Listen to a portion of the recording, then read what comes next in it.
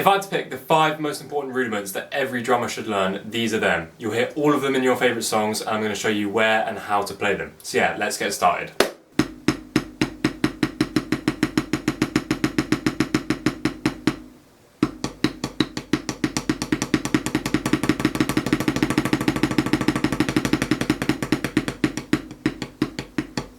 Okay, first off is our single stroke rolls. So in simple terms, that's just right, left, right, left, right, left, like this.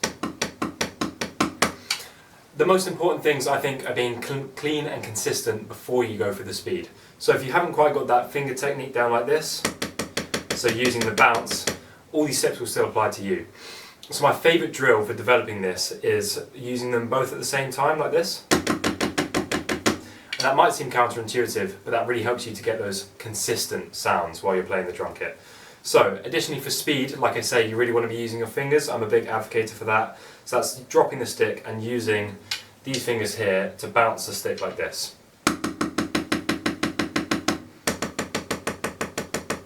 And that allows you to reach those really high tempos. So yeah, let's move on to where they're used in your favourite songs. Okay, first up for the single strokes, I'm going to compile you 3 of my favourite examples of single strokes that I'd love you to go and check out.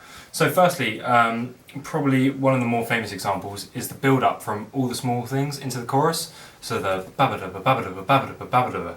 So the accented single strokes, I think, is a really fun example of single strokes that you can go and almost try out. You don't have to learn the whole song, just go and try it out.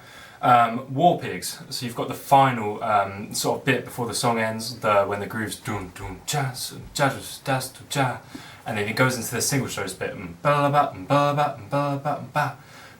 then he goes into a big long single stroke that took me a while to learn, but probably one of the more fun ones. Again, it's all about having fun with these things. And then finally a jazzy example. Lots of the trades on Billy Boy by Miles Davis with Philly Joe on drums are all very good and very tricky. So fast, I always thought he was playing double strokes, but really, yeah, he's playing single strokes. So do go check those out. There's something for everything, something for everyone on these examples here.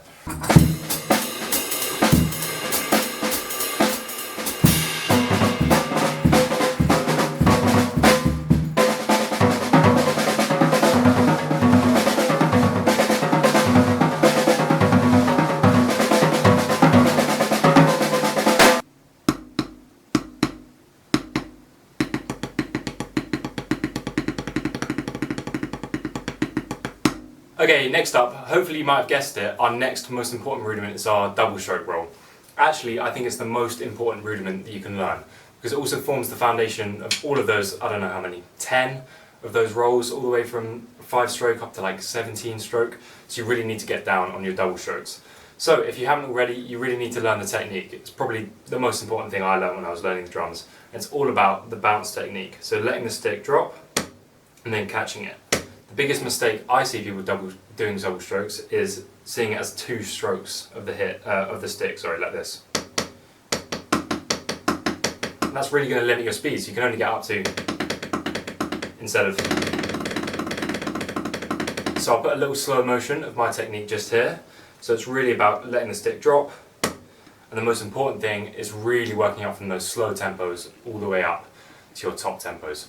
So yeah, there's some amazing examples for where these are used in popular songs, so let's get into those. Okay, we started with jazz on the single strokes. We're actually going to continue on that theme for the double strokes. I just feel like you literally can't go wrong with most jazz solos have these guys who spent years in the army playing and perfecting their double strokes, and I feel like you just can't get better than most of their solos. So I've given one here, Philly Joe on John Coltrane's Lazy Bird.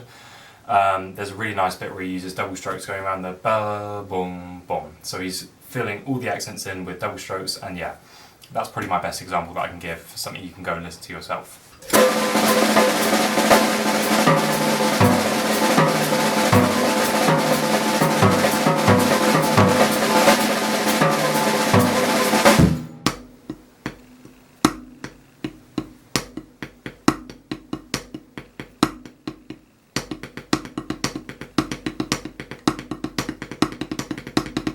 Okay, next up for our third rudiment, we've probably got my favourite rudiment, and that's the paradiddle.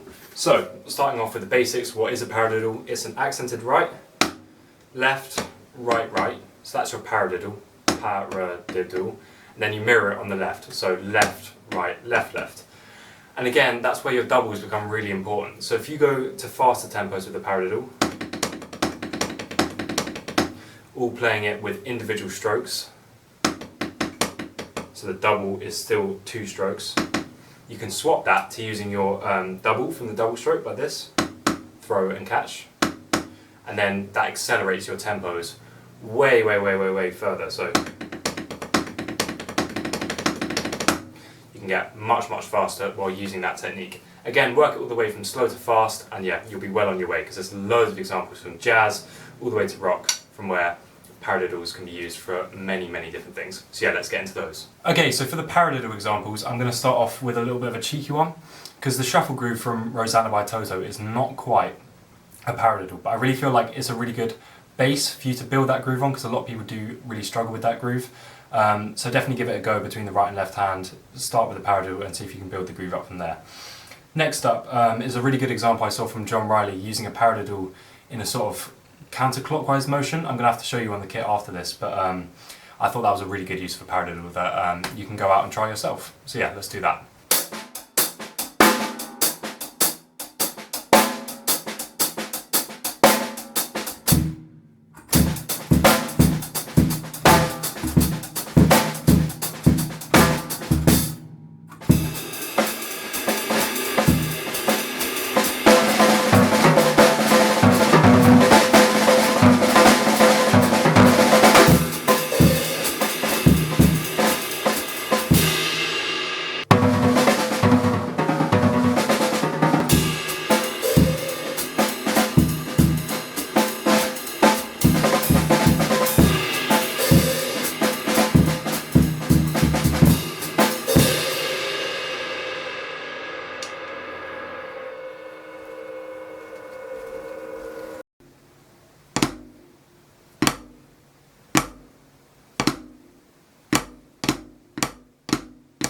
Okay, next up we've probably got the easiest rudiment technically on this list, which is the flam, but it's also very easy to get wrong if you don't get the foundations right. So to start off, you've got your grace note, which is your quiet note.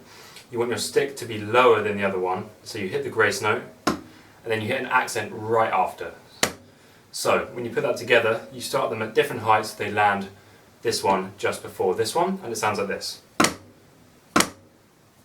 As always, the slow down technique will be here. That can either be on the left or the right.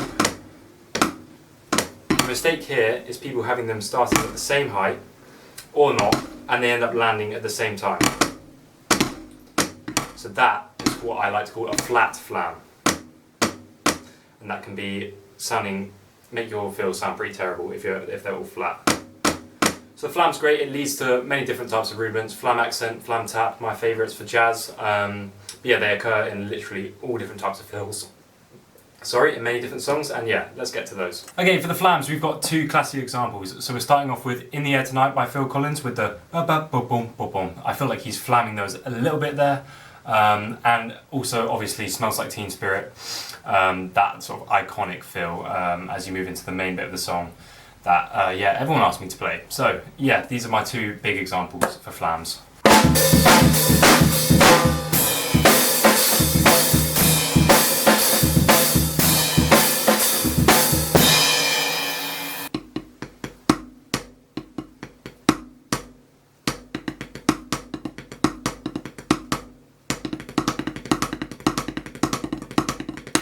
Okay, lastly, rudiment number 5, and it's probably my most fun rudiment to play, definitely for jazz, and that's the 6-stroke roll. And there's a little tweak that you can make while playing the 6-stroke roll that makes your slow versions of them sound 10 times better and 10 times more correct, if that makes sense. So, what is a 6-stroke roll? It's an accented right, double on the left, double on the right, so we're now up to 5. Then your 6th note is an accented left, and that brings you round to the beginning, and almost like a cyclical structure, like, with the accent on the left preceding the first note on the right. So a mistake I see people making is not leaving enough of a gap between the accented singles and the doubles. So like that, instead of So yeah, you've got to mind that gap between your accent on the right and the start of the double starting. So instead of, which is almost like a paradiddle diddle kind of thing, yeah, you want a little gap to be left. So yeah, there's lots of fun examples with the six strokes, so let's get into those. Okay, and finally for six strokes, I'm sure there are many, many amazing examples for rock, but again, as usual, my favourite examples are always in jazz. The versatility of the six stroke while you're playing these quick jazz solos, and these sort of licks you can play around the kit is literally like limitless, so I'm just going to show you as many of those as I can in, yeah, like a minute or so.